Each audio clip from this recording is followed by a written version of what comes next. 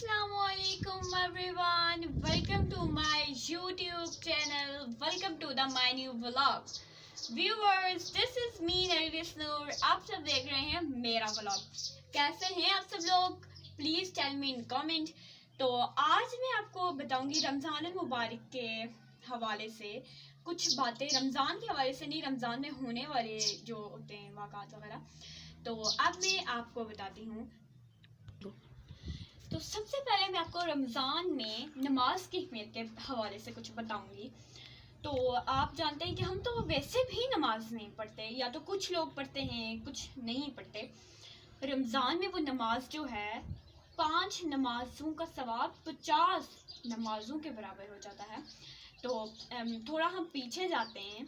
तो जब अल्लाह ने पहले नबी को पैदा किया तो उस वक्त नमाजें थी 50. फिर जब हमारे नबी हज़रत मोहम्मद सल्लल्लाहु अलैहि वसल्लम दुनिया में आए, उनने बोला या अल्लाह मेरी उम्मत इतनी नमाजें नहीं पढ़ सकती. फिर अल्लाह ने बोला चलो 45 नमाजें. फिर नबी ने बोला मेरी उम्मत इतना नहीं पढ़ सकती. फिर अल्लाह ताला ने फरमाया चलो 40 नमाजें. फिर मेरे नबी ने बोला मेरी उम्मत इतनी नमाज नहीं पढ़ सकती. फिर अल्लाह ने बोला 35 नमाजें. तो मेरे नबी ने बोला मेरी उम्मत इतनी नमाजें नहीं पढ़ सकती. फिर अल्लाह ने बोला चलो 10 नमाजें.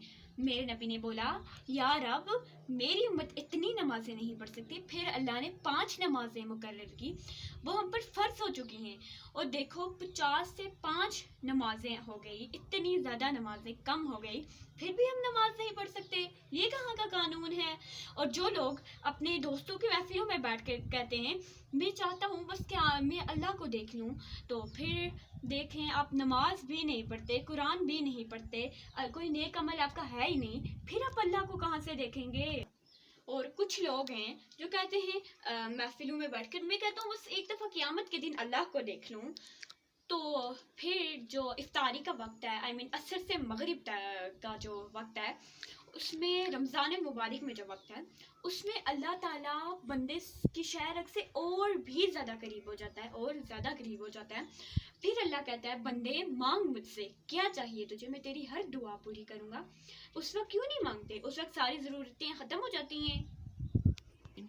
और कुछ लोग तो कहते हैं बस मेरी पक्की दुआ ही है कि क़यामत के रोज़ अल्लाह को देख लूँ. तो उस वक्त अल्लाह शहरक से और भी ज़्यादा करीब है, क्योंकि अल्लाह तो हमारी शहरक से पहले ही करीब है. उस वक्त तो इतना करीब हो जाता है.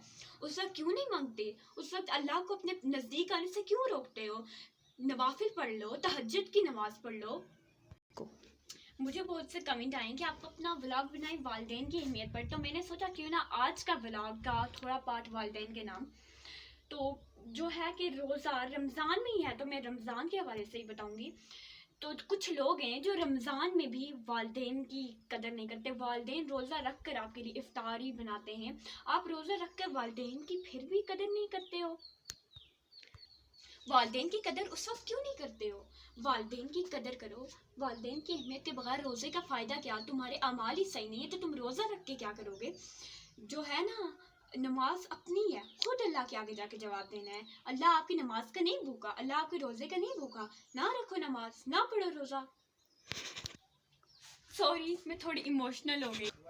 ना रखो रोज़ा, ना पढ़ो नमाज. तो क़यामत के रोज़ अल्लाह नमाज का पूछेगा. क़यामत के रोज़ हर रिश्ता आपके साथ होगा, सिर्फ बहन भाई का नहीं होगा.